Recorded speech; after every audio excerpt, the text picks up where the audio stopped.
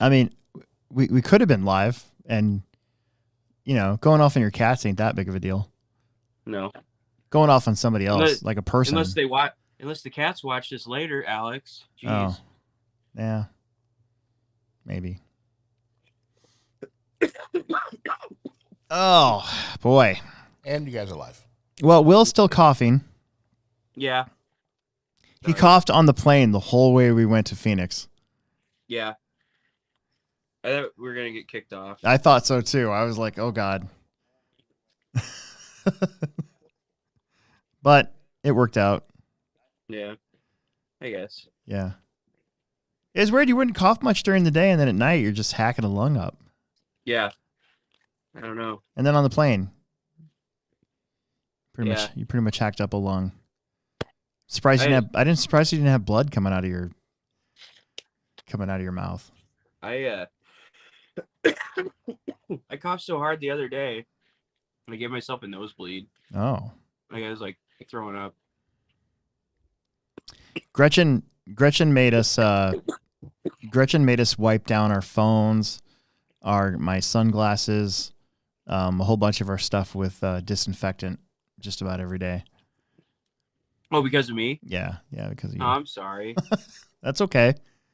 I have to disinfect my phone all the time anyway. She hands me to it at night and goes, "Do this to your phone. The phone's disgusting." Mm-hmm. So there's that. Anyways, hey, this is Alex Sturgeon with the Hobbytown Hobbyplex, and with me as always, Will Brenton.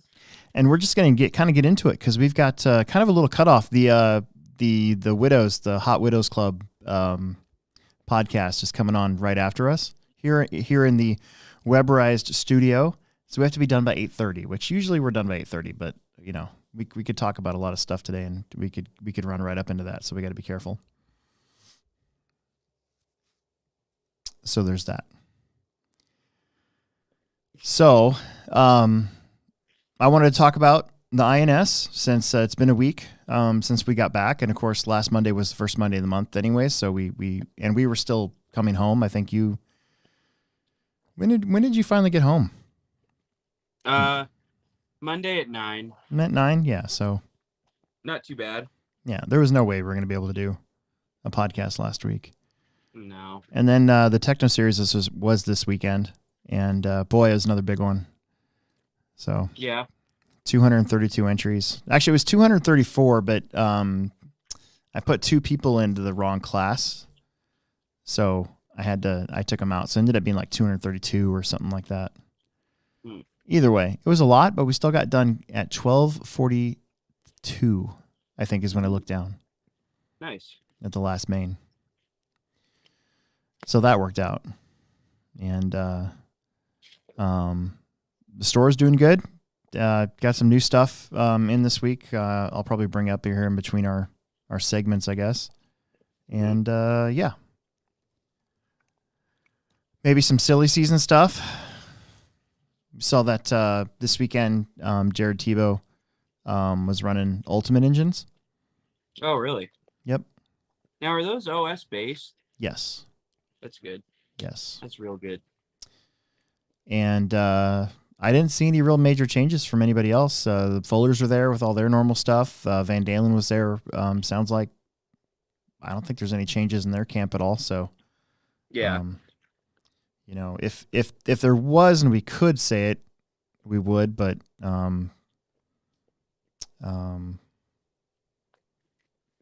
there's going to be a couple changes out there. But I'm going to respect the timeline, the timing of all that. So. Yeah. Gotta respect the timing. Yep. Let's talk about our race. Since it's the first time that we've really had a chance to. Yeah.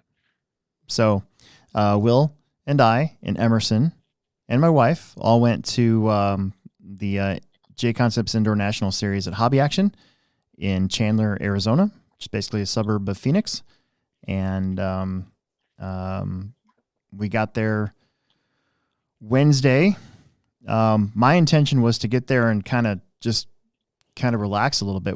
I wanted to get there early Wednesday, get our rental car, get all that crap out of the way, and then just sort of explore the town a little bit if we could, maybe stop by the hobby shop and just, see how things look and everything. But it turned out that they had a club race that night. Oh yeah. So, I had gotten a hold of a friend of mine from high school that I hadn't seen in like 20 years. And I was like, "Hey dude," I'm like, we should reconnect a little bit. Let's go out to dinner.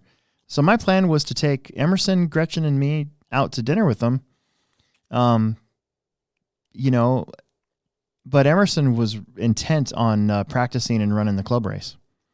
Mm-hmm. And he just wouldn't let it go. So I ended up just dropping him back off with you. And then we took off to downtown Phoenix, right in the middle of his son's game, by the way. So parking was a little crazy. And then had dinner, and then we came back. I dropped Gretchen off at our, what do we call that? It's not a hotel. What did we have? Timeshare? Is that what we call it? That was more of like, it seemed like a hotel, but it was more like a golfing resort. Yeah. Like, you know what I mean? It seemed more like a resort than you know what I mean? Yeah. Yeah, for sure. We didn't except for that one lady. Except for the one lady. We'll talk about that here in a little bit.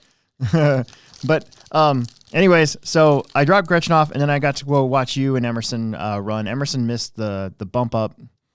He got hammered on that night a little bit. Yeah. And then you, our first video that we did for YouTube, I put on all 6 minutes of your main. Yeah? Yeah, you drove a stellar race. Didn't crash, I don't think, one time, and just hung in there with that dude, and then finally got around him and won the A main for the night. Yeah, I won the club race. So that was pretty cool. Yeah. And I thought your car looked really good. I thought so too. So, finally kind of got into RC mode the following day. On Wednesday also, Emerson and I went and we hiked the South Mountain and got a picture from the top. That was pretty cool. Like, in reality, it wasn't that high up, and luckily there was a trail. Yeah. But I'm fat and out of shape, and I was pretty worn out. I was definitely worn out. Actually, could you tell Wednesday night I was kind of getting pissed by how late we were there? Yeah. It was like 12:30. I thought it was going to be 11 when you guys were done. It ended up being 12:30. Yeah, I thought we were going to be done a little earlier too, but. And I was just like, we got to get out of here. RC mode on Thursday. I personally struggled with the track on Thursday, especially. It was just getting used to the angle. Like the drive, we're used to our track. We're super high up, and people come to our track and they have the same problem. They got to get used to it. The place is immaculate. Like, Hobby Action is immaculate. It's the cleanest RC track I've ever been to. Yeah. And they've got, especially for dirt. Yeah, especially for dirt. They've got all the amenities too. Like they've got an air compressor. They've got a little room that you go and you can buzz tires down, and it doesn't affect the rest of the facility. Tall ceilings, wide pits, so you don't really get that tire sauce smell that you can get sometimes. I didn't notice it. Did you? No, not at all. I mean, a lot of the stuff that we were using was odorless. I mean, we were using SXT, which is odorless. Yeah. TDK is odorless, but there was some sticky kicks there, and I don't think that stuff's odorless. So, but I couldn't really tell.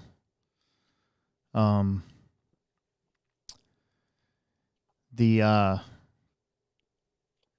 had that nice big screen, so you could see everything after your race. The people watching could see it. It was another one of these tracks where you can have a crowd around the whole thing if you wanted to. Yeah. Oh yeah. The area behind the driver's stand was nice and wide, so even if somebody did walk behind you, it wouldn't be much of a distraction, I guess. And I don't know. Just the place is super nice. The hobby shop was cool because it's basically like they had everything that we have on the RC side of our store. They just had it laid out a certain way. I mean, it's a very skinny and long hobby store, but they've got all their tracks of stuff, and they've got it all on sliders. They've got a little crawling corner, just like we do. They have like a screw aisle. Like if everything was in an aisle, it'd be the same sort of thing that we had. It was kind of neat to see. I was kind of like comparing it to our place. I'm like, oh, that's in this aisle that we have. And oh, that stuff's all back here. And oh, look at that. They have their MIP tools and stuff in the same place that we do, behind the counter right at the register. Yeah. It was kind of neat to see that. So I don't know. They didn't have as many servos as we do. Yeah. Like we have a lot of servos. Well, I mean, they race a lot of electric 10 scale there, so they probably just sell like a few different servos, and that's it. Yeah. Yeah. That's true. There was never anything that they were out of. When Emerson would break and or when I needed something, they had everything, so that was really good. They almost ran out of Baja tire sauce, but it came in. They got another box of it right as they were down to like their last 2 bottles, I think. The thing that I thought was probably the coolest was the wall of screws that they had there. Like, did you see that? Like the different colored titanium and aluminum and like just hardware you could build your own kit for your car. That's pretty neat. Emerson ordered. Go ahead. I geek out on that stuff, like all the hardware. Emerson, in fact, ordered some turnbuckles that he saw there. He found out that he was getting a Losi 22X4 for Christmas. Yeah. And this last paycheck, he ordered some gold turnbuckles, I think, from Clinic. Okay. I think that's who that is. So yeah, kind of neat looking. The ones on my stadium truck are Clinic ones. Yeah. Or no, they're not. The screw kit that's on my stadium truck is a Clinic RC screw kit. We oh my gosh, I'm not even looking at the chat. Jeez. If you want to give us some money. Yeah. Yeah. Oh, we haven't even done the intro yet. This is the second week in a row I've forgotten all about Pivot. That's fine. I'm terrible. We're never going to get other sponsors. They're going to watch the show and be like, well, they didn't even do the right thing for their original sponsor. Yeah, probably. Yeah. I could see that happening to us. Oh, well. We'll do it in the break. How's that? Yeah, we'll get it at the break. Yeah. But Thursday I was struggling. I ran 2-wheel drive and 13.5 4-wheel drive. I will say my 13.5 4-wheel drive car, I only ran once on Thursday. I drove it and was like, oh, this car's good. And I put it away, and then I just focused on my 2-wheel the rest of the time. Yeah. But I finally kind of had a good run. The last practice run at night that I had actually was pretty good. I do remember that, and I was pretty happy with everything. Right. You and Emerson looked really good right off the bat. For his buggy looked really good. His truck looked great. Your truck looked really good. Your buggy looked good the previous night. Mm-hmm. And it was just getting those landings down. Yeah. That I changed my 2-wheel a lot. I didn't change anything on my truck, but my buggy, I did change it a lot. Yeah. Yep. My biggest thing was staying on top of tires at these slick races. I've let myself get what's the word? Behind on tires before. Too many times, So I made Gretchen buy us some tires because Jason was gone and I didn't want to bother anybody. So Gretchen bought us some tires. Yeah. I think it was Thursday night. I guilt tripped her into buying us some tires. So they debuted the truck slicks. Oh yeah. That was basically their first race. Mm-hmm. I got to tell you, the fact that they're a little bit smaller diameter, so the foams fit really nice and tight in them. Well, they're a different foam. Are they? The foam that comes in that tire is a different foam. No, that was a game changer for me and for Emerson. I thought it's just way better than grinding down your own tires, because then the truck tires traditionally have always been like loose. Because like this is an old one and then this is the new one.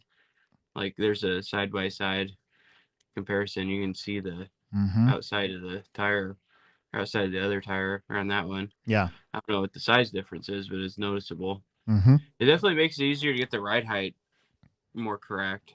Yeah. Yeah, that's true. What did Thursday night? Did anything else happen Thursday? We were just thrashing. Like, I didn't even take any video Thursday. I was just thrashing on my stuff. We just worked on our stuff. I would thrash, change something, go drive, decide if I liked it or not, go back to it. Emerson really didn't work on his 2-wheel drive. He worked on his truck a lot, though, on his own. Like, he decided to set up his truck on his own. Yeah. And we'll get to that later, because I thought that was pretty funny. Mm-hmm. Friday, they didn't do seeding round. They sort of preceded the heats based on points. Yeah. And that was good. I mean, that was fine. I was trying to figure out why in the world you were 5th in truck. Yeah. The only thing that I thought of is maybe they were taking all the points and with no drops. That's what they did. Okay. No drops. It didn't matter, but you know. It still would have been nice to roll out first. Yeah, exactly. Out of respect. Out of respect. Yep. I think we all had a pretty phenomenal first round of qualifying. Yeah. I got 3rd in 13.5 4-wheel drive. Mm-hmm. And I backed into the TQ in 40 plus. I think Emerson got 5th in expert stock, which I got to tell you, I mean, it's not that I doubt my son's skill at all or anything like that. It's just that he's never put together a race like that before. Mm-hmm. And we were in, like, for lack of a better term, we were in enemy territory. Like, West Coast stock racers are traditionally pretty damn fast. Yeah. So I was pretty pumped. I know he was too. He was pretty excited. And then I think he got, a 3rd in truck that night? I got 3rd. You got 3rd? He got 4th, right? Or no, Thursday, yeah. He got 3rd, I got 4th. Yeah. So all of us had a pretty stellar day. And then the boys were there. So we had TJ Williams, Andrew Thomas, and Dalton Conrad going after their independent INS titles. Mm-hmm. Because they went to they had our race. They did so well, they decided to go to Hoosier, and they did decent, you know. And then they came to this one kind of after the same sort of thing that we were going after. I think the only one else that was there that had gone to more than a couple was Noah. So it was basically down to those 4 for the independent stuff. That was exciting because I think they all did pretty well too that night. So we all had a fantastic first round. Mm-hmm. Our place was nice. I got a lot of sleep every night. Yeah. Like a lot of times at these things, I'll struggle trying to force myself to sleep, but not at this one. It helped that Gretchen and I had our own room. Right. And a pretty nice bed, I got to say. It was comfy. And clean, because we always check it for like bed bugs and shit like that. Yeah.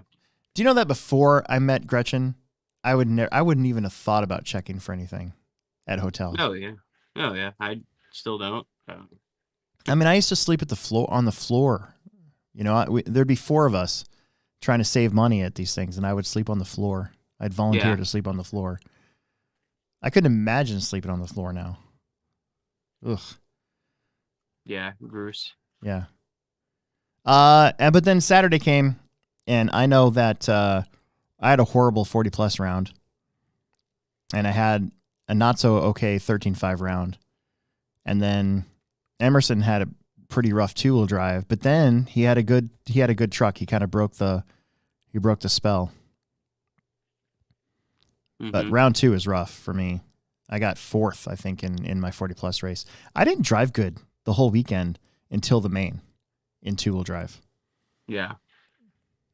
I watched a lot of video and I was not driving very good at all. But some of it was the car too. Like I had not been comfortable with the car the whole time, and after qualifying was over, you know, you were telling me to change stuff, and I went over to Coach Kurt Wenger and asked him about some stuff, and he kind of looked at my car and told me the same thing that you told me to change. So we all went back there, and I actually worked on my car Saturday night. So third round of qualifying came, and I think we all got better again. Mm-hmm. You had your best 2-wheel drive race in the third round, right? I think so. I had 2 16-lap runs. Yes, that's right. Because I was on a 16-lap run in 40 plus mod, and I blew it in both rounds 1 and 2. So so you had gone the fastest out of all of us in 2-wheel drive. Emerson even had a 16-lap run that first round in expert buggy. Oh yeah, yeah. Emerson would out qualified me in mod, but you had the fastest run, and then I finally got a 16 the last round. Yeah, and then I got, I think, a 5th or a 6th maybe in 13.5 4-wheel drive, and it was good enough for 8th overall on the grid. Mm-hmm. So I was pretty happy about that. I again backed into the TQ. Everybody up there was crashing, dude. All of us 40 plus guys, we were crashing at least once up there in that race, and I just crashed one less time, and was able to get the TQ. But I wasn't feeling good about it at all. I did not feel good about my car. That's why I wanted to try something. So, and then you ended up 4th on the grid or 5th on the grid in truck? 4th. Yeah. And Emerson was 3rd, right? Mm-hmm. So the interesting thing is 4 out of the 5 people in stadium truck were in the points. Yeah. And the stakes were this. I'm going to explain the stakes. If Dominic got the TQ, Dominic Passion, if he got a TQ, Will would have to finish 1 place behind him, minimum, or beat him. If he didn't TQ, then that number went to 2 places, or beat him, right? Mm-hmm. That Tyler Fenster kid, he got the TQ, so that was kind of a little sigh of relief again, because once again, person that wasn't really in the points got a TQ point taken off the board, you know? Yeah. And then Emerson could have moved up a spot or 2 if he would have won, I think. He would have had to have won to move up any further than where he was at.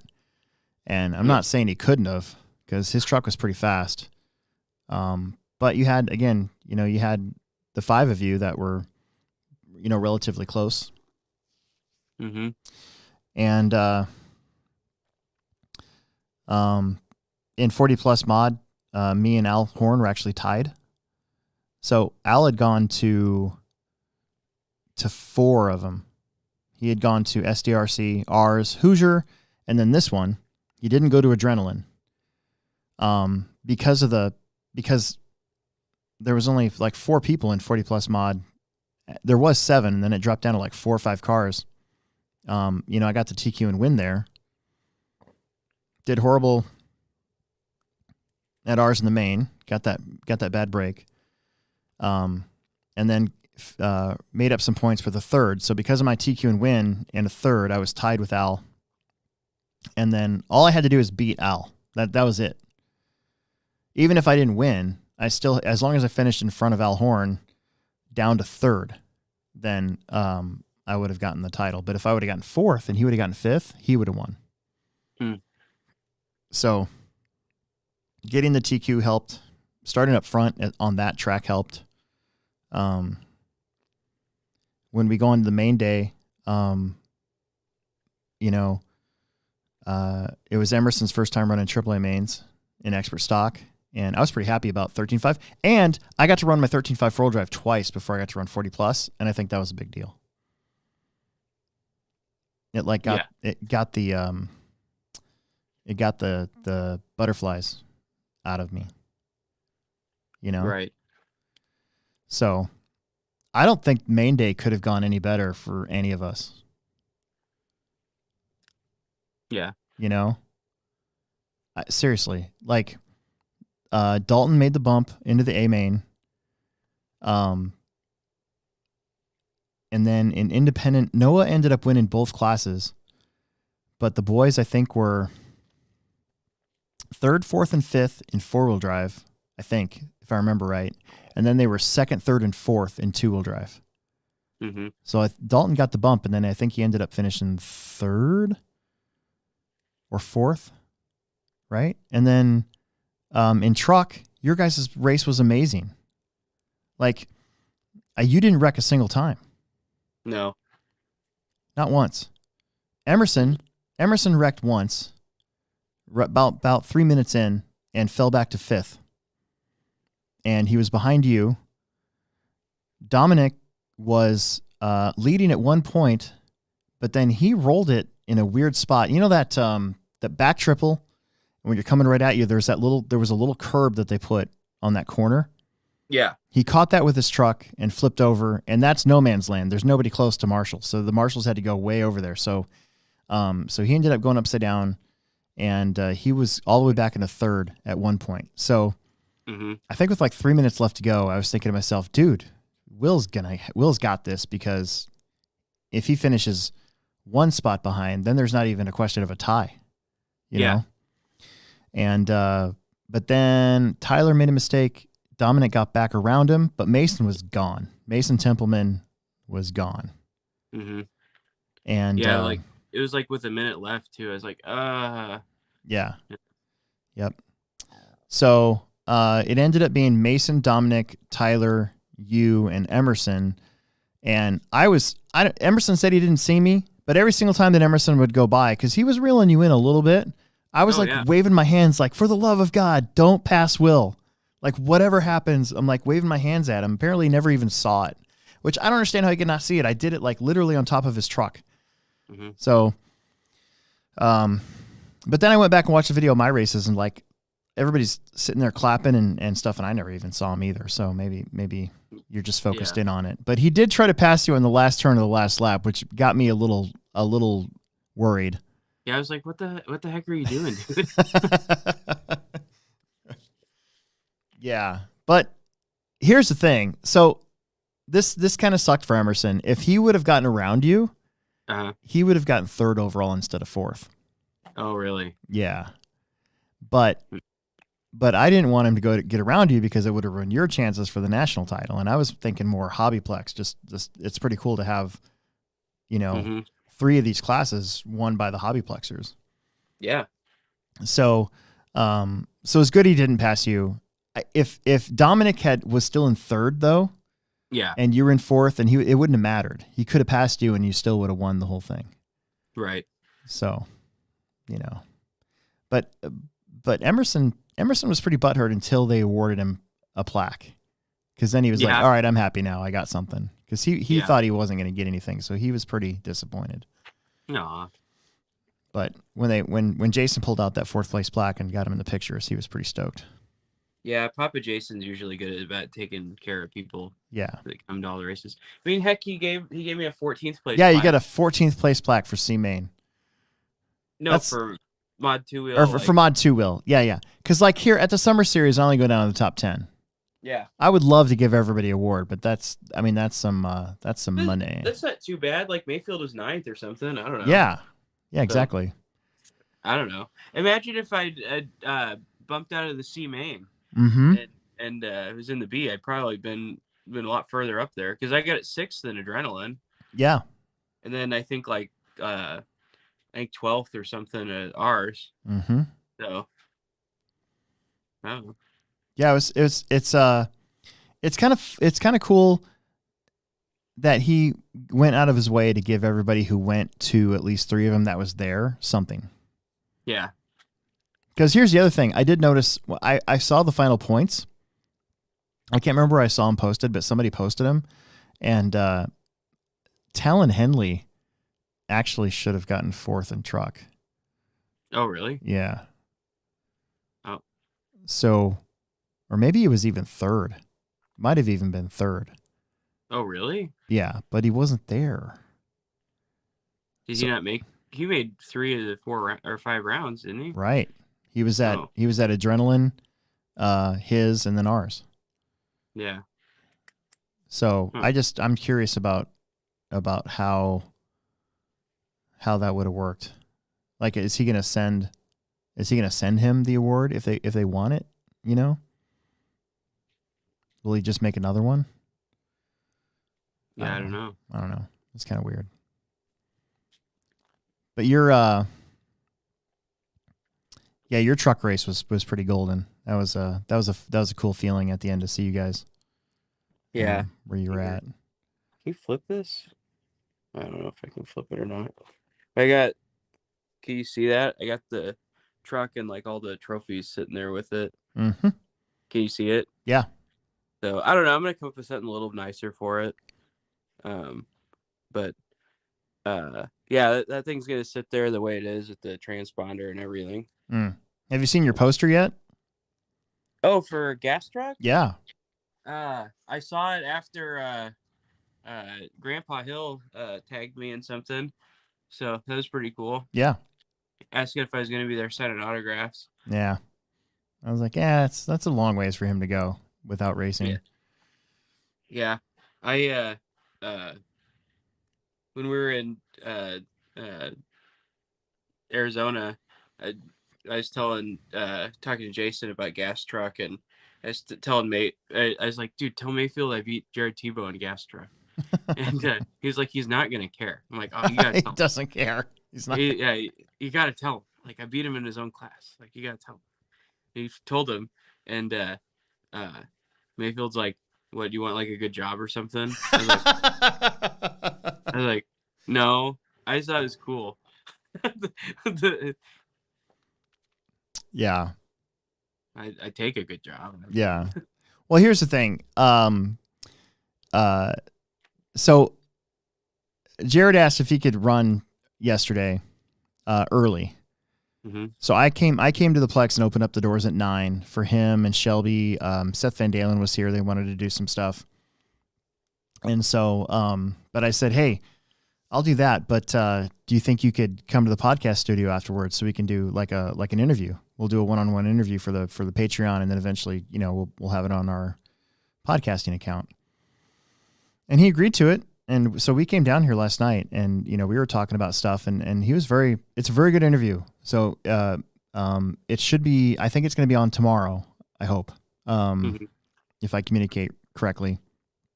But he was really candid about why he for instance hasn't raced 10 scale. And I'll let the interview speak for itself, but he was very candid on a lot of these topics, and it kind of goes into that when I said he probably won't care because, that's kind of how they are in a way. It's not that they're happy when their friends do well and stuff like that, but this is also their job. Yeah. Mm-hmm. So I don't know. Yeah. Anyways, I don't know where I'm going with that, but that's funny. That is funny though. Yeah. That's the type of response I would expect, to be honest with you. Like, it's just a funny story. Like, I don't know. You know me, I just try to be friends with everybody. Yeah. I'm eating part of a candy bar. I'm sorry I'm doing it. I'm sorry I'm doing it into the microphone. I'm just realizing I'm doing that into the microphone. It's like chocolate, though. It's really good. No, that's fine. No, man. Speaking of which, hang on.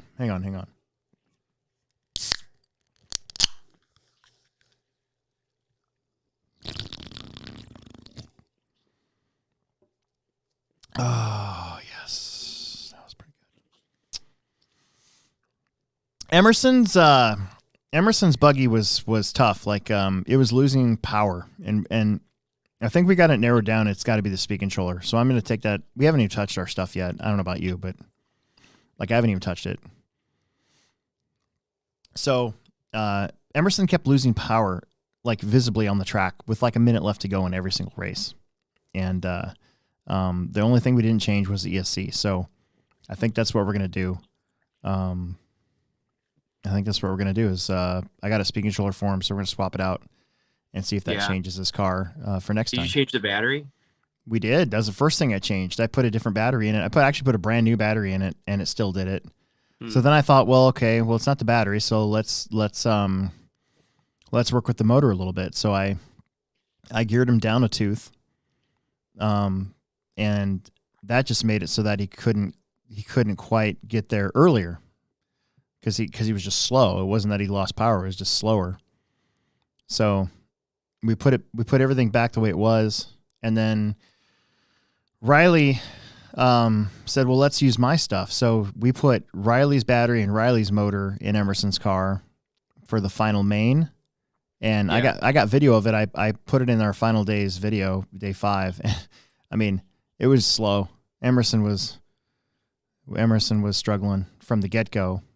So the only constant variable was the ESC. So I think that's what we're going to do. Yeah. So, but still proud of him. Made the A. And got to run AAA mains in tool stock, so that was pretty awesome. Did really good in truck. You know, his truck was fast from the get-go. That was good. I was trying to get him to slow down practice and not practice so much with his truck so we could save some tires. Yeah. And then they just played VRC for the rest of the day. Him and the boys just VRC. Like, thought that was pretty great that they had that there. I tried doing it. I could do it first person more than I could line of sight. It's easier to line of sight is I can't. It's hard for me.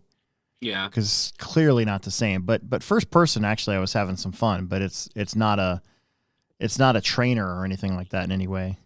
Yeah, it's like that RC Revolt game. Yeah, I will say that. We had a radio. We had like a SRT Spectrum radio or something like that at first, and everything was real laggy and weird. And then Emerson hooked up his MT44 to it, and all of a sudden it was super awesome. Yeah, it's pretty incredible that even real life stuff like going from a very low budget radio to a good radio can make that much of a difference even in a video game. Yeah. Huh. So, then my stuff was up. And 40 plus. So what I did was after your and Kurt's advice, both I rebuilt my shocks back to 1/8 with the 1 millimeter hole in the back and 1/6/1/7 with the 1 millimeter hole in the front. And I also replaced the seals. I went and bought some seals since I was going to have it apart anyways. I replaced the seals, and then I shortened my rear link. As I was told to, because you know what? I should have known that. Like, I've been doing this so long, I should know that if my car is unpredictable on landings and is leaning over a lot, you shorten the rear link. Yeah. I should have just known that, but I didn't. It's like I totally spaced even thinking about that part of the car to fix what I was complaining about. Right. So that was the best my car had driven the whole weekend. The tires were perfect. I put on brand new rears, and by the third practice lap, I was like, okay, we're good to go. This is going to be good.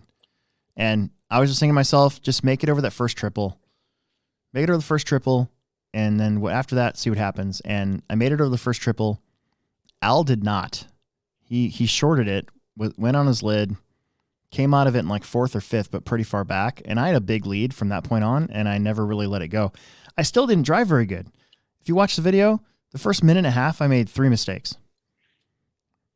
But after that, I drove really well. So I was pretty happy with how that went down. I was up there feeling like I was going super slow. I really did. But if you watch the video, the car looked fast. So I was pretty happy. And then 13.5, dude, my first main in 13.5, I went from 8th to 4th. I went from 8th to 4th by the time we got to the triple in the back. And I didn't touch anybody. Mm-hmm. It was great. And then I gave 4th place up to Alhorn caught me, but then he made a mistake like the next lap, and I got 4th back, and then I just sort of stayed there. Yeah. And the second main, we won't talk about because I almost did the same thing again, but then I finally got hung up with somebody that was upside down after the triple, and then I like totally spaced at those little bumps the offset bumps. Mm-hmm. It's like I completely forgot they were there, and I came in to sweep into that corner. My 4-wheel drive went upside down, and I needed a marshal, and it was a really long marshal because, again, if you crash in that spot, you're way far away from any marshal. So that one sucked. I think I was 9th in that one or 8th, something like that. I don't know. But then the last one, and I want to talk about the last race a little bit. So, it was the last race of the day for all of us. I was running back to back with 40 plus. So I just won 40 plus, and Jake Thayer didn't have to run the last one. So there was only 10 cars instead of 11. I started 8th. Had a really good start again, and was super patient. About 2 laps in, somebody in front of me got together, and I went right around him, just beautiful around him, didn't touch him. Was driving around, I think, in 5th maybe for a little while. Mm-hmm. And then somebody else made a mistake. The next thing you know, I'm in 4th.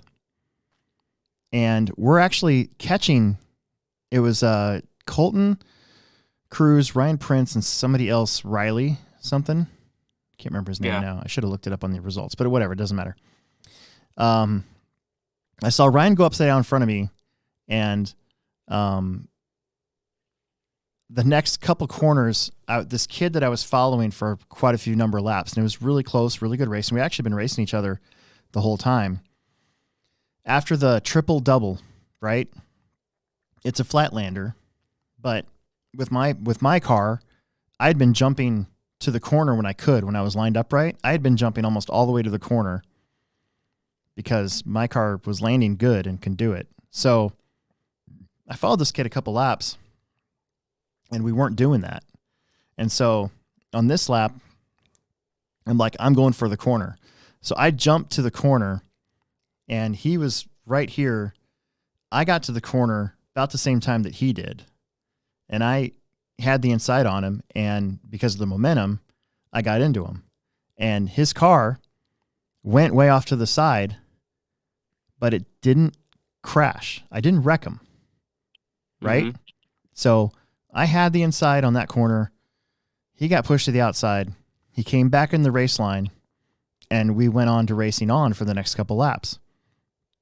Here's the deal. Here's what I think about that. As a race director, somebody who sees this stuff all the time, and you guys know me, you guys that are watching this know me, maybe don't know me, I don't know, whatever. But listen, if that would have happened and his car would have flipped over and needed a marshal, I would have stopped. Mm-hmm. Absolutely. Doesn't bother me. I would have stopped. I would have given him the spot back, and we would have raced on. That's not what happened. I got to the corner. His car did get pushed off the line, and it looked a lot more violent than I really think it was. But he didn't crash. He got back in the race line, and we raced on. So there's no reason for me to give that spot back. Mm-hmm. In my opinion, I got to the corner before he did. Can't be a nice guy all the time. Right. Right? Am I right or am I wrong? No, I think you're fine. I think that those guys just way overreacted. I've seen a lot worse. That weekend, I saw a lot worse. Honestly, like with the way stuff was kind of going that weekend, it's like you probably could have wrecked him and just kept going. I know, fine. But I mean, I saw a lot worse that didn't get called at all. So I was just like, I didn't even register that would have been a problem. I was just like, oh, sweet, I got him, kick ass. Well, then the next couple laps, if you watch the video, he was aiming for me a little bit, and he sort of got me, but I was able to get back on the track, and then we came around, and Honestly, I was driving a little defensive and a little nervous. So I rubbed the pipe, almost crashed, and this kid not jumped, but he basically drove over my car. But you know how one of those things where like if you drive over somebody's car and you hit the tabletop, or not tabletop, what am I saying? God, I hate it when I talk like that. Shock tower. And your car kind of gets the shock tower the wrong way and you end up on your lid. That's what happened. I had nothing to do with that one. That was not my fault. Like he drove up my rear end, over my car, and ended up on his lid. Sorry. That's not my fault either. So I kept going. I ended up in third. Colton Cruz made a mistake on the last lap. He was going for the lead. Him and Riley connected together. He got the worst end of it. He needed a marshal. I jumped right over the top of him and I got second place. Mm-hmm. I was pumped, dude. Like I was excited because, again, we're kind of in enemy territory when it comes to the stock classes. There are some really, really fast people on the West Coast that race stock. Mm-hmm. And I finished second in that A3. So I was pretty happy. And the kid and I, afterwards I'm not gonna say what happened. It's not worth mentioning, but like I was getting kind of chatted at a little bit and I was like, did I wreck him? Like I didn't wreck him. If I wrecked him, that's different. I didn't wreck him. And we ended up chatting on Messenger a little bit, which is fine. And he apologized to me and I was like, dude, don't worry about it. It's fine. Yeah. And Emerson was talking crap on my behalf to the dad, which I don't want to have happen. So right. I made sure to apologize for Emerson, and I told him that Emerson got in trouble with me, because we don't need any of that, Yeah. The problem is that Emerson has my mouth, so he's just like a younger, skinnier version of how I was in my 20s. You can talk to like Ken Peterson, John Davies, Rod Rippey, Chris Baumgartner, how I was in my 20s, or how we were in our 20s. That's how Emerson's starting to turn out to be. So I'm sorry, world. Anyways. So overall, I ended up fifth in 13.5 wheeler in the national points. Nice. That's right where I started. I got fifth. So I got a fifth, a 10th, and a fourth, and I got fifth overall. Nice. So I'm pretty happy with that. 13.5 is fun. It's not crazy fast with the 4-wheel drive mod. It's just fast enough for somebody that's lost a little bit of the edge. Like I feel like I have, or maybe not. I don't know. Will's hacking up along again. Sorry. That's okay. At least you have a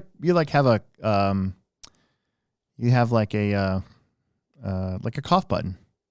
Yeah. Yeah. So, give us your thoughts. Wrap your side of things up for us. I've been talking this whole time. Oh, I thought INS went fine. I'm glad we made most of the races, so that was cool. Yeah, I don't know. I mean, I enjoyed being out there, so I'd go again. It's like all the locals. It's like is it Scott Spear and the guy that works in the hobby shop? I can't think of his name now. Nice guy. Anyway, they kept telling me I need to move out there, or at least come out there and race more, because we have a lot of the same sense of humor. So Gretchen wants to move out there. Yeah. And I was like, well, now you tell me. I've been saying that for years. I hate it here in the wintertime. Yeah. She was like, oh, I wonder how much a townhome's going to be here. And I'm like, oh, my God. And give it a little while. Yeah. A lot, probably. Probably a lot. Is that place really expensive? Because there was a lot of homeless people there. And it seemed like every place we went, it seemed like it was next door to a really rough neighborhood. Or potentially could have been. I think for a little while there, after the housing crash of 2007 and 2008, I think the homes in Phoenix actually were very comparable around here. Mm-hmm. And there probably still are. It's just the home values and everything. Everything's gotten more expensive here. I'm sure it's back to being more expensive there. Hmm. I think the homeless people thing. Look, if I was homeless, I sure as hell wouldn't be in Nebraska in the wintertime. Fucking freeze to death. No way. I'm gonna go to Phoenix, or I'm gonna go somewhere warm. Yeah. That's why they're all in LA. I bet, more than anything, because you got the nice weather year round. Yeah, I'd go somewhere that's super cool to the homeless, Yeah. With like California, California, yeah. super Nice cool to the homeless. But I think that's a lot of why that is. I thought you were gonna get shanked that one night. Yeah, that'd be sweet. That'd be a cool story telling the podcast. Especially when you pulled out your wallet. Oh, Gretchen and I were in the car. We're both like, no.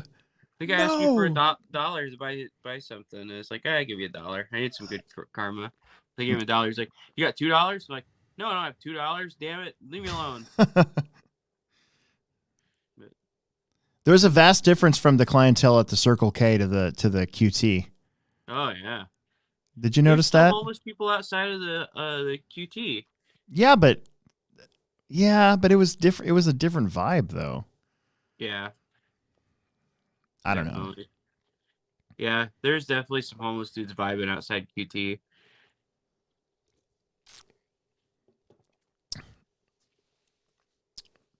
Yeah. But again, if I was homeless, I'd go somewhere warm. I mean, it just makes more sense. Oh, yeah. Get to sleep outside. Mm-hmm. So to wrap it up, you are the INS truck champ. Yeah. I'm the INS 40 plus champ. Mm-hmm. Andrew Thomas is the 2-wheel drive independent truck champ. And Noah Buggy, 2-wheel drive buggy, right? Yeah. Oh, did I say truck? Yeah. God, I don't know what's going on with me. I'm like out of my head. But Noah Ward is the 4-wheel drive independent buggy champ. Nice. So I thought that was pretty cool. Mm-hmm. And then I don't think I'm going to do all of them next year. I think my plan is to just do the normal ProTech Summer Series, Hobbytown INS, and then Emerson and I really want to go back to the Masters of Dirt race at South Carolina. Yeah, I'd like to go to that one. It's a nice time of year to be down there. It's next to the ocean. Lodging is pretty cheap, all things considered. It's cheaper than where we stayed at for this thing. Yeah. And the track and that's another beautiful track. I mean, Mm-hmm. beach, it's pretty cool. Well, now with like smoothies, like it's easier than ever to race there. Yeah, you won't have to grind tires this year. Yeah, for sure. Okay. Just bring slicks, silver slicks. That's all it's going to be. And last time I let the tires get away from me, and I've learned a lot since then. So that's kind of another reason why I would like to go back. And I'll probably race regular mod, 40 plus mod, and 13.5 4-wheel drive at that one. Yeah. This year I'm going to try to get more consistent on dirt in regular 2-wheel drive mod again. That's my goal. Mm-hmm. So instead of using age as an excuse. Oh, you're not going to race 40 plus again? No, I am. But I'm going to race regular 2-wheel drive mod at that race too. Okay. Because last time I raced open, and I honestly didn't belong in the open class, but I did it because Emerson was in open and we wanted to run together. Mm-hmm. So I'm just going to race the regular mod class and be happy with the C main. Because it's probably where I'll end up being. Yeah. So, okay. So there you go. 2020. I've been telling people this all week. I'm so used to coming back from these things disappointed that it's been hard for me to figure out how I should handle when things went our way. Mm-hmm. Like I did what I needed to do. I TQ'd and won. I'm the INS 40 plus champ. That's new to me. I'm used to going, I got second. I mean, the 2004 stock Nats that way. The whole bunch of 40 plus races since I've been doing it. The INS race at St. Louis when we went. Yeah. I TQ'd and I ended up second. And I was just like, yep, that's just what happens. This is a new to me. Again. Yeah. Me too. So, I don't know. Kind of cool. It's kind of fun to win. Yeah, I hardly ever win. I finally won something. You get to like, do I rub it in or do I just be like, yeah, it's cool. Just keep, act like it's no big deal. I've just been acting like it's no big deal. My wife doesn't really care, so. Yeah, mine doesn't either. But those are wives. Yeah. Pretty much like, yep, take out the trash. Yeah. Good job. Whatever. You got your picture with Hooters girl, though. That was cool. Yeah. I was thinking about making that my profile picture. Kind of bummed me out. There was one more Hooters girl we really wanted to get in the picture. I know. But she was busy talking. It was a missed opportunity. Yeah. I will say also, before we move on, it was very nice to be somewhere where the talent at the Hooters matched your expectations of what it would be at Hooters. Mm-hmm. Yeah, I could see that. It's been a little while. Because around here it hasn't been that great. Yeah. And that's that's totally chauvinist pig, but it's the truth. Yeah, you are. Yeah. I'm just saying what's true. That's all. Mm-hmm. It's true. All right. This show, as always, brought to you by Pivot Lending Group. You can find them at pivotlending.com. Mention our show. And to Don Zoller or Aiden Olson's dad, and you can get yourself a 0.125 interest rate reduction or a $500 lender credit that you can use towards your refinance or purchase of a home. So there you go. 2 years now. They've been the big sponsor of the show. So we can do this weekly. We'll see. Well, hopefully it continues. Yeah, I think it will.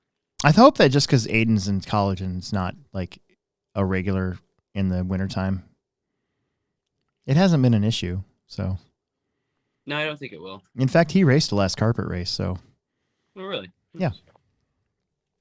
That's the first time I've beaten Aiden in a long time. Yeah. Because his first race back in a while, period, and then also on carpet is just like he hot lapped us, but I got to say I got to beat Aiden again. That was great. Yeah. Because that's been hard lately. Mm-hmm.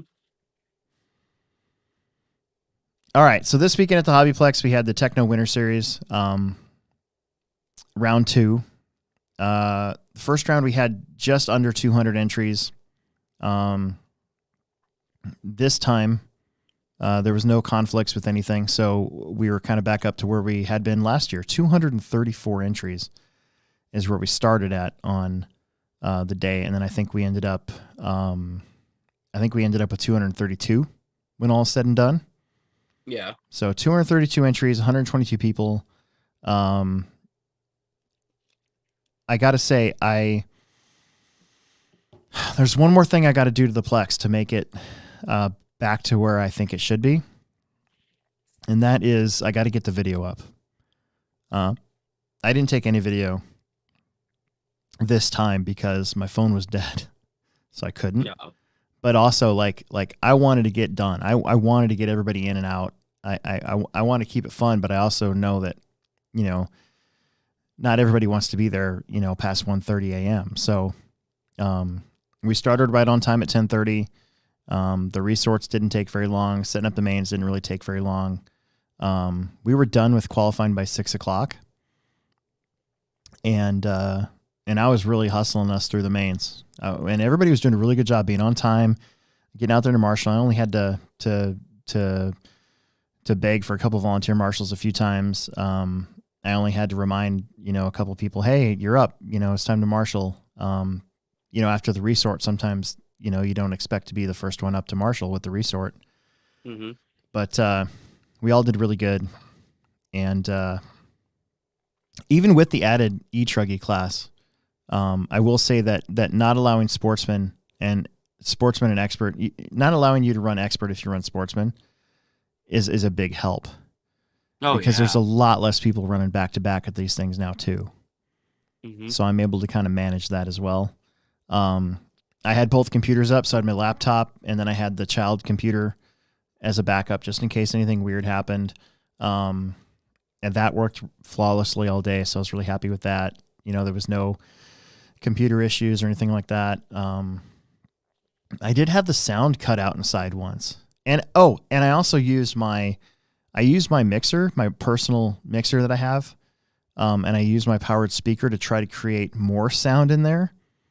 But I'm not sure if it got any better. Because I had guys telling me they couldn't hear anything. And I'm like, how can you not hear now in there with I got this big loud speaker way on the other side of the pit lane? I just couldn't believe that nobody could hear me. But apparently they can't. It's just that you're fighting that nitro sound that echoes inside of that place. So I don't know. I got to figure that one out still too. But everything there worked too. I hadn't used that in a while, and it worked fine. So I don't know. Go figure. But I need a separate computer that I can keep running inside, so I don't have to keep taking it down all the time to run video. That's what I want. That's what I want to do. Yeah. So it wouldn't have to be anything too extravagant. No, I don't think so.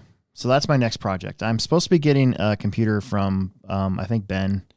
I asked him for another one of those bank computers that we got for the club race computer to replace, and that thing's pretty fast. So I think that would work fine. Oh yeah. All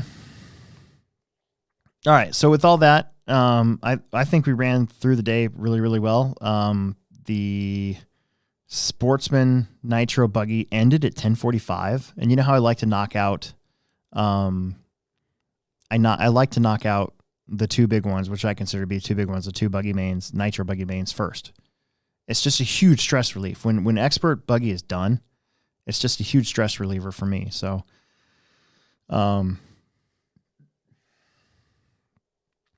Sportsman Nitro buggy was 20 minutes long. I did cut down the lower mains by a couple minutes. I think that helped out a ton. Like if you add it up, we probably, if I didn't do that, we would have been done at like 120 or something like that, something crazy like that. So when we have a big turnout like that, I hope everybody understands why I do that. I'm not trying to gyp you of any race time. I'm just trying to get us done. They still had to pit an 8-minute race. Some of these guys could make it. Some of them pitted, halfway, and a 12-minute main, you still have to pit. Right. Yeah. So, but I left the A mains alone, because these guys got there and they deserved to get their 20 minutes. So, Josh Havens, was 10th. He bumped up, barely. His buggy was sputtering out a little bit, and then he came in to get topped off, and Don Drews, I think, gave it a quick tune. Leaned it in a little bit more, and he was able to make the bump. It's kind of funny because we had Don Drews, Matt Robinson, and Josh Havens all here again. And I used to call some of those guys the usual suspects. Oh, and Rob Turner was here. Yeah. So there was like a usual suspects reunion. Yeah. Remember when they used to make T-shirts? Yeah. Because on Tuesday nights they were the usual suspects. Yeah, there's that guy Jim Starr. He's the Jim Starr. One. Yep, and Jim. Hungate? No, not Hungate. Morgan. Jim Morgan. He was the other one. Whatever happened to Jim He moved. Starr? I'm pretty sure he moved. He moved somewhere warm. Huh. I'm pretty sure. Yeah, he always wear that weird hat with the funny hair. Yeah. Yep. He's bald. Matt Robinson was 9th. John Davies was 8th. Justin Stevie was 7th. Jason Roberts was 6th. Keaton Ratty qualified really well. Ended up 5th. Vanderhyde also qualified 1st. Ended up 4th. Connor Herrick from the 8th spot ended up 3rd. Devin Wright was 2nd, and Dane Gangler took the win. And these guys were pretty close, if I remember right. In the middle of this race, I believe that there was, look at that, 1, 2, 3, 4, 5, 6, 7, 8 lead changes at about the 12-minute mark. And I think that's because everybody was pitting, if I remember correctly. So somebody else would pit, and then another person would lead, and then it cycled itself through. But overall, there was 1, 2, 3, 5 big lead changes outside of that. So this was a pretty close race all the way down to the end. Yeah, Sportsman's been pretty good. I think we had 30 cars, 30 Sportsman Nitro, which I think is really good. That is really good. The race of the day, though, I got to say, was the Nitro Buggy A-Main. We are super blessed to be able to have, when they're all here at the same time, Jared Tebo, Seth Van Dalen, and then the Fullers, Mason and Caden. Those 4, but I mean, Ashton sort of has taken a step back, but he was climbing up there, and then Mason Herrick was there this weekend. I mean, he really was. The pace from these top 4 though was so fast that they would pull away ever so slightly, especially after the first pit stops. But we have got a really fast group of kids that have basically, how many years now? I mean, 12? I mean, yeah. I mean, let's see. 2018 was the last time I won the e-buggy Techno Series title, and I remember beating Mason one weekend and going, how in the world did this happen? Because I was so used to him, dominating us. When did I win it? 19? 18, 19? Yeah. Yeah. I think I was 17, 18. You were 18, 19. Yeah. Pretty sure. So that was I'm like the last oldest guy to win 8-scale class at the place. Because Mason's 2-time now. And in both Nitro and Electric, and Seth has won it numerous times, both of them, Electric and Nitro. Yeah. But boy, this race was crazy, dude. So Drew Rubin King was 10th. Good job for him. I know they're not used to racing Nitro, so he did really good making the main. Graham Hill got the bump. He stayed 9th. Bradley Peterson, he's a previous Sportsman champ. Mitchell Pavel, his stuff was fast last time. It looked really good this time. Shelby Parker qualified 6th, finished 6th. Mason Herrick qualified 5th, finished 5th. Jared Tebo was 4th. A couple little hiccups here and there. I believe Jared had gotten around both Mason and Caden for a little bit and had Seth behind him. Not Mason, but Caden. But then kind of got shuffled back. But the pace of these guys, the first and second place that I'm about to get to, was so incredibly fast that, what are you going to do? Caden Fuller qualified 2nd, finished 3rd. He was 3 seconds ahead of Jared. But then the top 2 guys had 2 laps on everybody. So Mason Fuller led this one until the last lap. He led the whole way. Seth would catch him, but then make a mistake and then reel him back in and then make a little mistake and lose a couple seconds. And the first pit stop, Seth's dad, Sean, was 2 seconds faster than Mike in the pits. So I believe that they were 4 seconds apart, and then they popped out. They were only like a second and a half apart. So then there was a couple little bobbles. So Seth fell back. Then he caught him again, and they both came into the pits together. I believe somebody got put down right in front of Seth. And so he lost a little bit of time there. So they were about equal in pit lap, right? So the next time they pitted, you had, and I had mentioned this while I was announcing the race. I'm like, I wonder if they're going to try to come in at different, like if they're going to bring Seth in maybe a lap early this time so that they don't end up in the pits together. And that's exactly what happened. So Seth came in with a whole clean pit lane, clean track, got put out there. Mason came in the next lap, clean pit, clean everything, got put back out there, and Seth was again about a second and a half faster. So the gap had gotten cut. And then Seth ran him down again, but then made a mistake again. So with like I don't know, 6 laps to go. Mason was doing like 23.7, 23.6s towards the end. Seth started doing 23 flats and 22 nines, right? So just catching him. And then finally, they got video of it. I think Maddie got video of it and posted it. But the previous lap, Seth had outbraked Mason a little bit and cut in on the downhill going to the bottom jumps. And it was sick. It was a sick, clean pass. It was awesome. But Mason got back around him because Seth sort of hugged the pipe a little bit, got up on 2 wheels. Mason went around. Then the next lap, they were close enough, but Mason didn't let that happen again. But when they got to the bottom, Mason sort of got up on the pipe a little bit. Seth went around the outside and then cut over on him, landed right in front of him and blocked, and he sort of like come back. And then he had all day a lot of drive going to the back corner and just sort of popped up there. And then he basically held on the rest of the way, the rest of the last lap.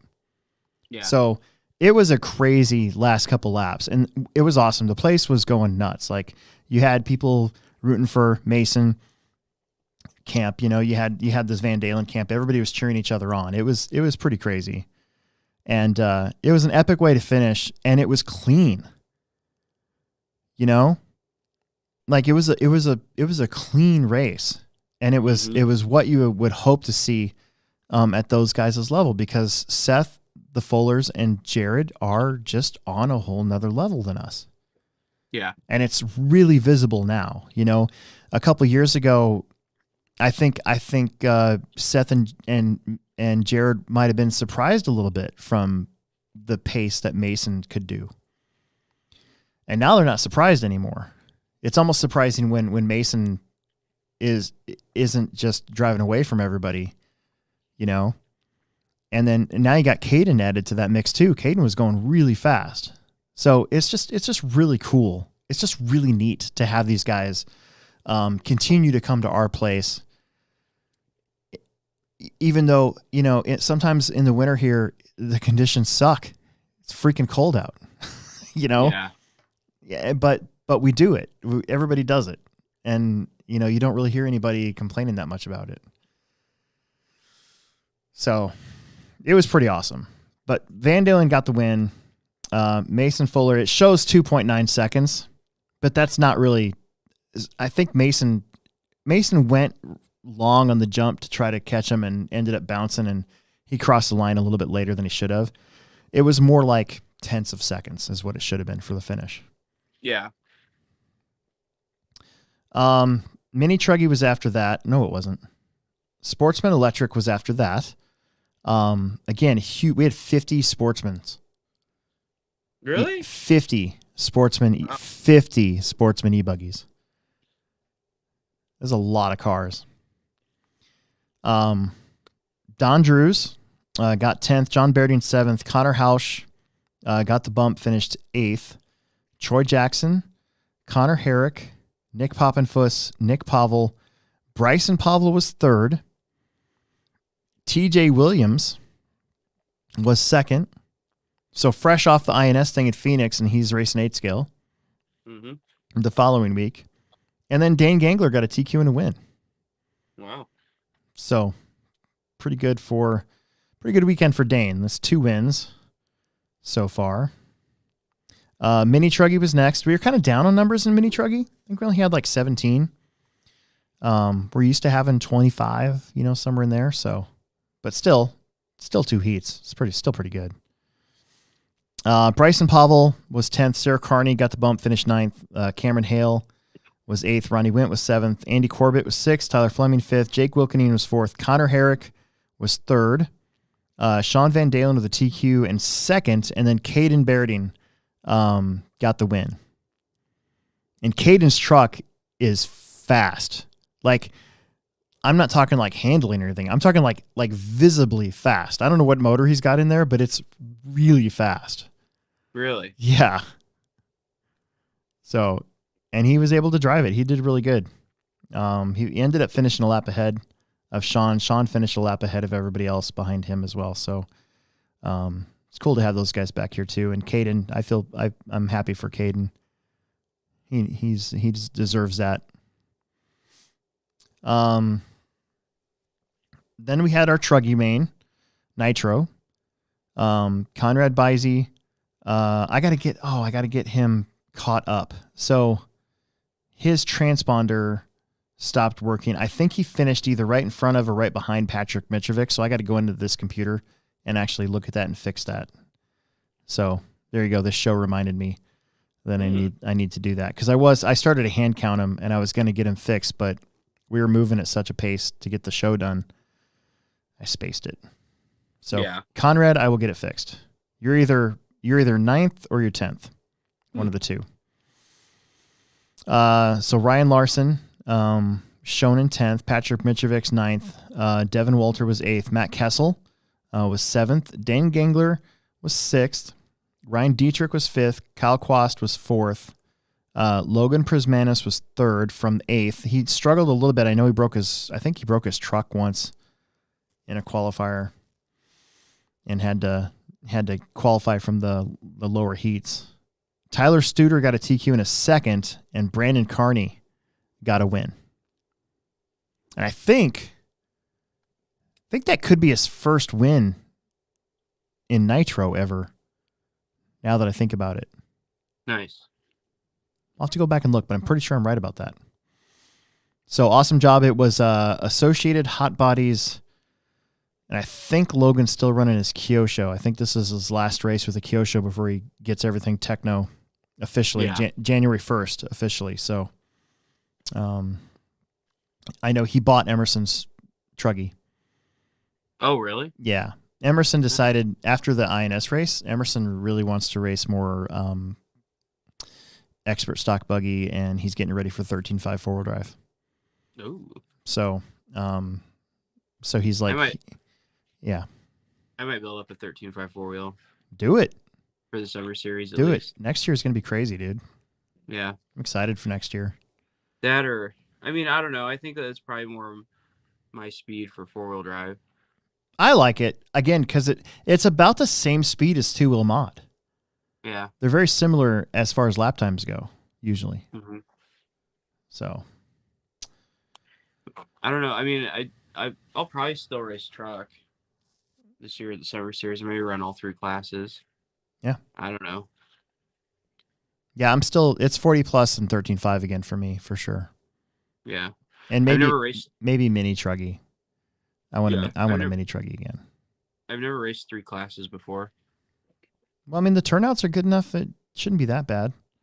Yeah, right. You know? No, I get that. I'm just saying I've never raced 3 classes before. Yeah. Okay. So expert e-buggy. I got to say, this one's a little different. Mason Fuller is really good at e-buggy now. Mm-hmm. Like he's been winning races on the national level, in this class, and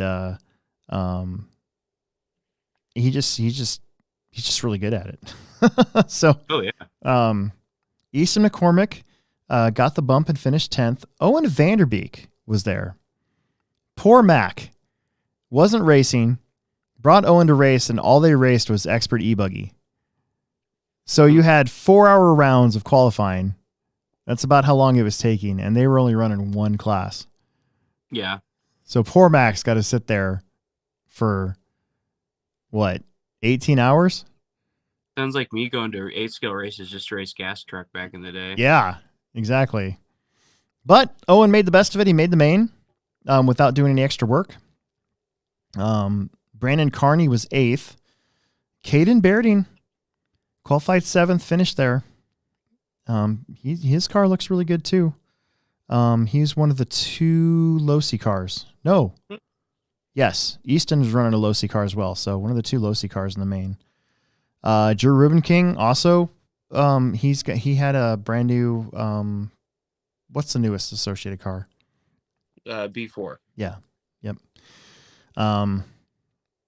They were so new they didn't have actual paint schemes on them. They were just one shots. Yeah. So Drew's was like a fluorescent orange and Dad's was a fluorescent yellow, I think. Nice. Mason Herrick had kind of a downer. He qualified third, ended up fifth, once again behind Caden, Jared, Seth, and Mason. So Caden Fuller qualified second, finished fourth. Jared Tebo with the podium ended up in third, was only 2 seconds behind Seth Van Dalen in second. Seth actually had a rough day of qualifying. He qualified sixth, but managed to get up to second.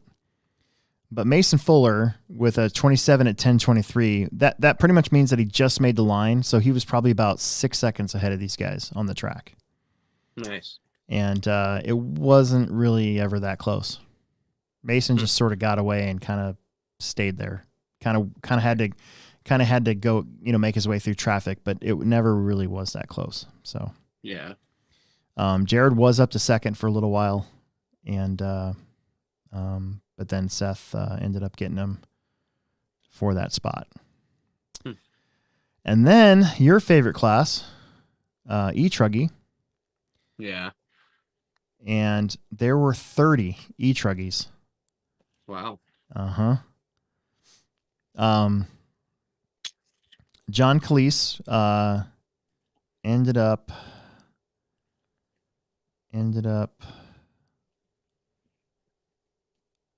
why is there only 9 shown here?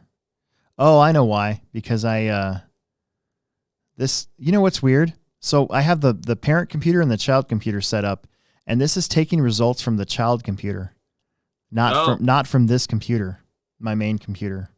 Yeah. So it's going to show only 9 instead of 11. So I actually forget who was in 10th and 11th. Yeah. So 9th was John Calise. Tyler Suter was 8th. I think Tyler pulled off early. Yeah, he did. Easton McCormick. He's actually driving Logan's old Losi Truggy. E-Truggy. Chad Rubenking was 6th. Tyler Fleming from the 9 to the 5. Dane Gangler was 4th. Drew Docken had a great run. His first time down here for the year. Ended up 3rd. Brandon Carney was TQ, ended up 2nd. And Logan Prismanis took the win. Nice. And he is running his Techno E-Truggy. So he's got the correct vehicle. I think Logan's going to be the guy to beat in that class. Yeah, I mean, and I think in Nitro Truggy too. I bet you when he gets his Techno rolling, I bet you he's going to be pretty good with it as well.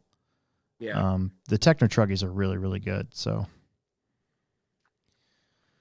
but that's a Techno Series. Again, the Nitro Buggy main was kind of the coup de grace. Is that the right word? The right thing to say? Like that was the main event. The main event for sure. And it was really cool to watch. It was really cool to call. Again, my goal for next round is to have video running properly. And then Jeff Pavel brought a piece of the new pit lane to show me if that's what I wanted. And I looked at it and I'm like, yeah, this is fine. Yeah. So the mahogany? No, but I mean, it's the right length. I mean, it's the right width, right height. I don't know if we're going to get it done by the next round because we got Christmas stuff coming up. So yeah, I don't know if that's the right time. I don't know if any of us are going to even have time to clear off the old pit lane and find somewhere to put it, Right. So maybe not. I don't know. It's fine. It's all I know is that it's definitely coming. But we might have to live with our pit lane a little while longer. We've lived with it for 2007, so it'd be 15 years. So it'll be fine. All right. So questions and comments, you guys drop them in, and we're going to get to them right after we get back from this pivot break. It's 8:02. We got to be done by 8:30, so we'll try to slam it in. Okay. All right. And now, a word from our sponsors. Yeah! This is a Pivot Lending Update with David Olson and Don Zoller. Get some. This is David Olson with Pivot Lending Group. Today we have Brian Tattaviano, who is the CEO and owner of Pivot Lending Group. Brian, thanks for joining. For sure. Thanks for having me. Today we want to discuss where the market's at, what's happened over the last 90 days, last 3 months in the bond market, some technical stuff that you guys will hear today. It was a great time for Pivot to get back in, to record, to let everybody know what's happening, perhaps what might be around the corner. Brian started Pivot Lending 21 years ago? 20 this year, October. October will be year 20. Lots happened in those times. The changes here in the bond market and in mortgage interest rates, I started to flash back over that period of time. I've been doing this since 90. And I had a lock in 1990 or 1991. It was for a jumbo mortgage, which at the time was probably $300,000. Right, totally. In Schaumburg. Yeah, exactly. It was in Illinois, Glencoe. And I talked to the person the night before, and we discussed rates that were on the rate sheet that came over a fax machine. And the next day, I went to lock the rate in when mortgage rates had come out, and it was a BLS employment report day, and I had no idea what any of that meant. Whatever it was, 9 3/8 as a 30-year fixed shot up to 10 1/8, 10 1/4. Yeah. And I had no idea. I didn't understand. Like, you issued rates yesterday, they were this level. And right. Can't change that quick. Shouldn't. They did. So I started to hone in on how rates moved and what impacted them. It's kind of a sad thing. Interest rates are based in large part, the movement of interest rates is based in large part on economic activity. In a positive economy, you have higher incomes, you have more money being spent, and you have higher interest rates in order to keep inflationary pressures on a lower level. When you have a weak economy, you have less disposable income, and as such, the Fed tries to stimulate the economy by lowering interest rates. And they don't actually engage with 30-year fixed rates directly. So this year has been very interesting. We started off in the low threes, high twos, low threes on 30-year fixed rate mortgages. And at its peak in mid-June, we crested 6%. So I started going back. I started out in the 90s, and the 80s is when it was actually 81, 82, I believe, that had the highest year-over-year increase as we're seeing today. And it's hard. It's hard as loan originators. It's hard as executive management. It's hard as consumers. Folks that called up looking at a refinance in January and decided to wait are now unable to do so. The biggest impact is with purchase transactions. Your average price has gone up 7, 8, 10% from the beginning of the year as far as the value of the home, depending upon where you're at geographically. And your mortgage payment has gone up. So your affordability level is now eradicated. You're paying so much more than you would have even 6 months ago, not only for the purchase price of the property, but for the mortgage interest rate. And those two worlds cannot exist for an extended period of time. Something has to give. CNBC had an article, June had the highest number of cancellations in residential real estate contracts since the beginning of the pandemic. Consumers just don't have the horsepower. Their 401k has dipped pretty dramatically in the first and second quarter. That takes confidence away from the consumer that they have, the nest egg. You've got the concept of a recession on the horizon. It's becoming more and more topical as far as the media is concerned. Well, that back to back, right? What is the report that came out? If they're consecutive readings. Yeah. So if GDP is consecutive, if it's negative consecutively 2 quarters in a row, it's a technical recession. Yeah. By 1% or less or something like that.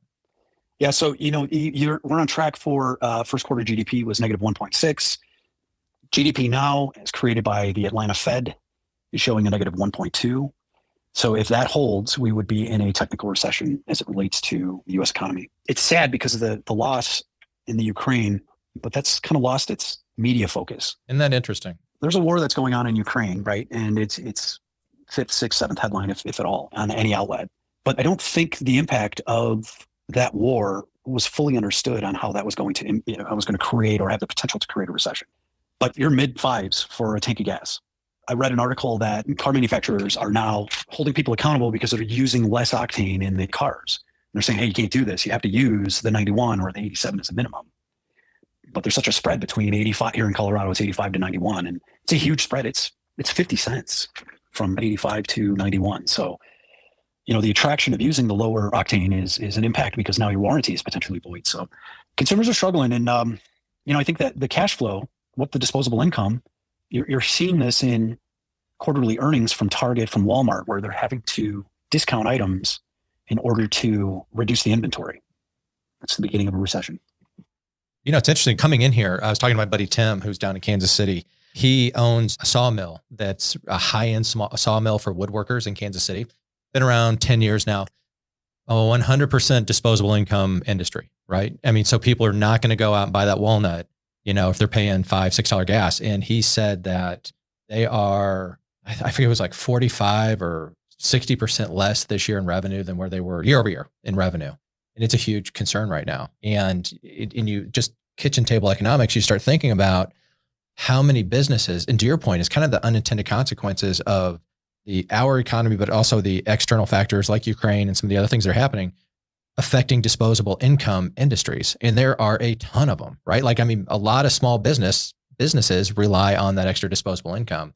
And as these shops, start to close up, I've heard more people losing jobs in the last month with layoffs and closing of stores than what's reporting out there. I mean, you look at the jobs numbers coming down and the payroll going up. It's confusing for me because what I'm hearing on the streets is different than what I'm seeing or reading, but eventually I think that all of that stuff, there's no denying on what's happening, in that area. It's not good.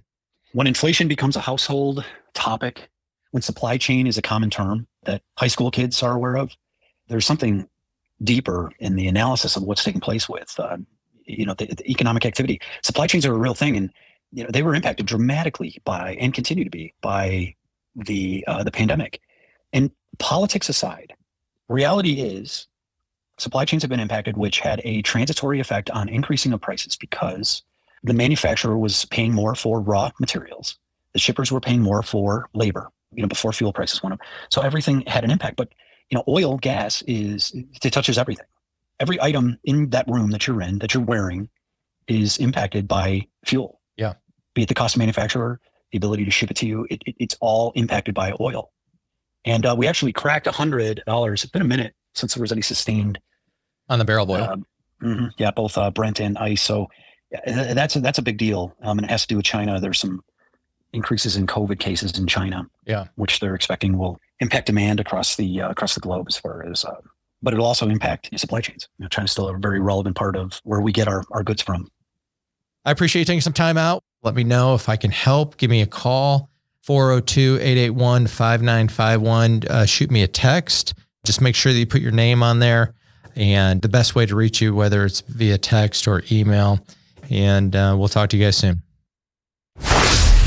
David Olson, NMLS 16099. Don Zoller, NMLS 277589. Pivot Lending, NMLS 109995. We return you now to your regularly scheduled program. Holy shit, that was a long one. Yeah.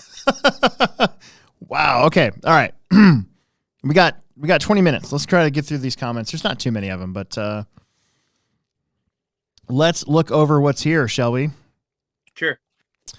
Peter Rideau was on here saying hello. John Haas. John Haas says that he also had a few plain coffers. Steve RC. Jackson Anderson's on here, says hello. John Haas says Dylan, his kid, is a certified scuba diver. Really?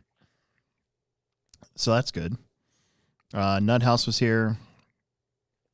Peter was part of the raffle at the INS race on mod, and he won a zippered hoodie.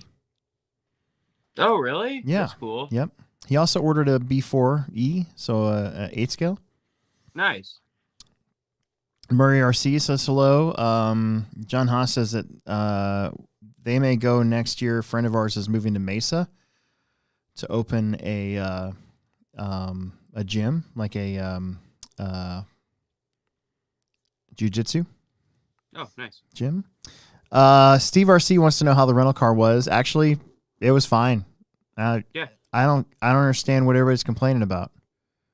Yeah, it was great. Maybe it was just that day. Because there was no line to get the car. The dollar place was closed, but the place next door was taking all the reservations and doing it all. And we got no pressure to do anything. I will say Gretchen said she hasn't checked her credit card statement, so hopefully we got our deposit back. Yeah. But it was cool. We got to go pick out whatever we wanted. We ended up picking out a Toyota. Yeah. And it was fine. Had no balls, but it was fine. Everything was fine. Yeah. Damn it. Jose Air wants to know if I've watched Clerks yet, and does 37 seem like a reasonable number? He'll listen on Friday. It depends. So here's the deal. I was gonna watch Clerks, but I have to have a subscription to Stars in order to watch it, and I don't have a subscription. It's not on Netflix? It's not. Do you still have a DVD player? No. Oh, I mean, kind of. I mean, there's one in the computer here. Oh, I have it on DVD. Oh, we'll bring it with you. I'll just watch it on my laptop sometime. Okay. So I'm officially there. That I'm sure Richard does. Yeah. Richard might even have a copy with him right now. Probably not. No. Maybe. I don't think so. I don't think they keep DVDs here. I could have it in 5 minutes. He could have it in 5 minutes. Well, he does have it. Gosh darn. Okay, well, there you go. See, there you go. Yeah, no, but yeah, it is a reasonable number. I would say so. Yeah, 37. People who have seen Clerks know what we're talking about.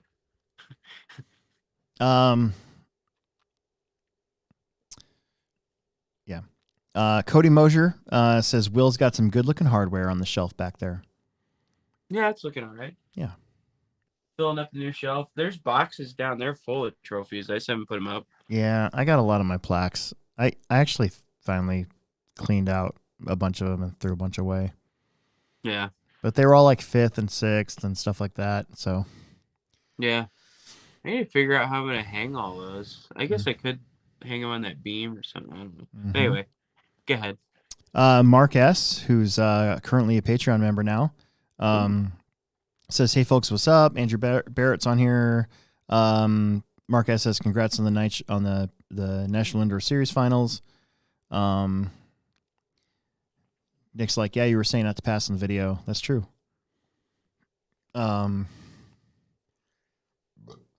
Sorry. Andy Barrett asked how far he was going down on the plaques. And he said if you made all 3 or more, you were getting a plaque no matter what. Steve RC says it was the non-bent chassis that slowed Emerson down. That's pretty funny. Probably wind resistance, etc. Marjorie says wrecked him. Hardly knew him. I'll see myself out. Yeah. What's that from? Is that from something that I don't know? Usually it's wrecked him, damn near killed him. Oh, okay. But... Andy says that he was also right there beside the angry dad, and Emerson was egging him on pretty good. Yeah. Yeah. So we don't want that. We don't need that from. Let me do that if I'm gonna, because sometimes if I feel it's necessary, I'll say something every once in a while. We had a good group of hecklers. Yeah, we did. We did. Yeah.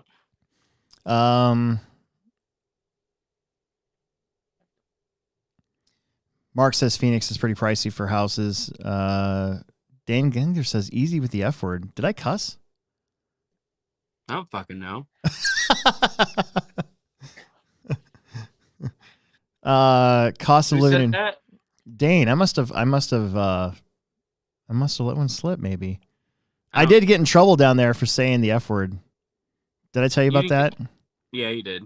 Yeah, I got scolded because I had that stupid triple in the back, man. I think it was it the second or third run? Might have been third race. I was leading, minding my own business, 2 minutes in, and I cased it on that, or I landed too long in the triple, and my car just flipped over, and I blurted it out because I was mad. Well, I was kind of tired of it. I'm just like, God, every time this jump, and I was like, yeah, and then I came back to win the race, and then Richard told me to watch my language, and I agreed. I was like, I am so sorry. I'm like, Well, in your defense, that triple was a real fucker. So yeah. God.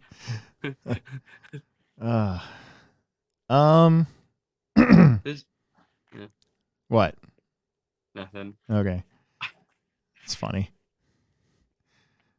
Did the Hooters girls give you? Did they give you the "you want us to pose with those toy cars" sort of look? No, they were like excited. Yeah, they were troopers about the whole thing. Yeah, they didn't act like it was stupid at all. Yeah, they were they were troopers. But I did look over and see the one girl, and she was like, "Can I do this?" Yeah. And then she saw me. Yeah, and then she saw me looking at her, and she was like, all smiles again. So I was like, yeah. Whatever. No, it's fine. We tipped him well. Yeah. So it's fine. I gotta say, dude, like, that was some good ass Hooters too. Like, yeah, it was a lot better than here. Dude, it was like hot and fresh and we got it like right away. We did. Like, we I mean, it was we were Yeah. starving. Like, I don't eat a whole lot during the week, when at races. So I was starving to begin with, and it was good. Well, and they were like really busy too. Yeah. Yes, they were. It was but it was good food. I mean, it was actually like good food. It was worth it. I thought it was worth going. We don't really have any crazy Applebee's stories from our Applebee's trip, did we? No, it was easy. Like, yeah. Other than Andrew's dad not being able to find the place at first. Yeah. He went the wrong way. The town has an east and a west. Yeah. So I think he went the wrong way. Yeah. Are you still going to race on Fridays every once in a while now that the INS is over? Or are you going to take a little break? Who wants to know? Steve RC. Oh, yeah, I probably will. Probably not this Friday though, because Saturday I'm going to do some oval testing. So yeah, I'm probably not going to race on Fridays for a while. Yeah, I'm just gonna be happy with what I have on Saturday and call it good. Yeah. So I like racing on Fridays. Yeah, it's fun. I'll say the track's going to be a lot better for mod 2-wheel. Might even be able to do the triple now every time. Ooh. Mm-hmm. Jacob Schweisberger, are you racing Saturday, Alex? Yes, I am. Emerson's not. He's going home to celebrate Christmas, but I'll be there. Matt Kessel says that the Nitro buggy main was one of the best mains he's ever seen. Steve RC wants to know when and where is the La Vista store moving. I thought it was the end of last month, but I guess I was wrong. It should be February, and we are literally moving next door. So the thrift store next door to La Vista, we're moving in there, and it's going to be, I think, almost 3 times as big. So, and yeah, that's going to be a big deal when that happens. La Vista's been doing very well since the new owner's taken over, and he's kind of had a couple of our guys from the Plex work down there on a consistent basis, and we've brought a lot of product down there that the Plex also carries. So the store itself is actually doing really well. So yes, it's going to happen, and I believe February is what we're shooting for. See, we already answered that one. Caden runs a 5.5. I run a 5.5, but man,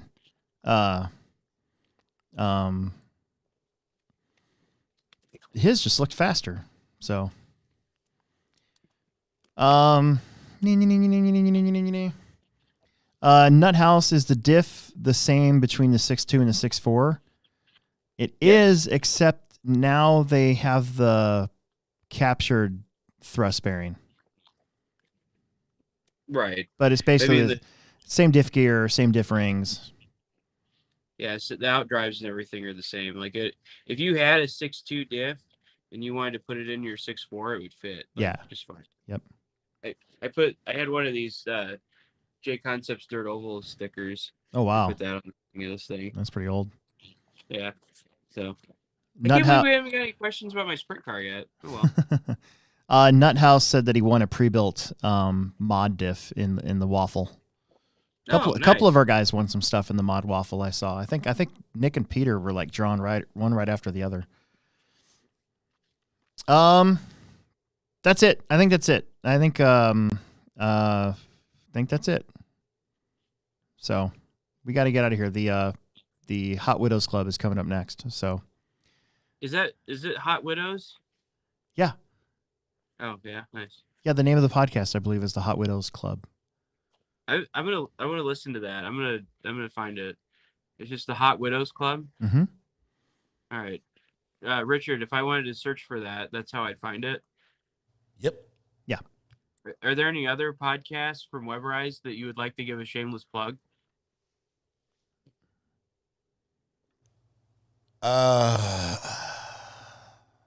There's quite a few. There's quite a few. The Drive 25 one, right? Keep Kids Alive, Drive 25. Keep Kids Alive, Drive 25. Let's see.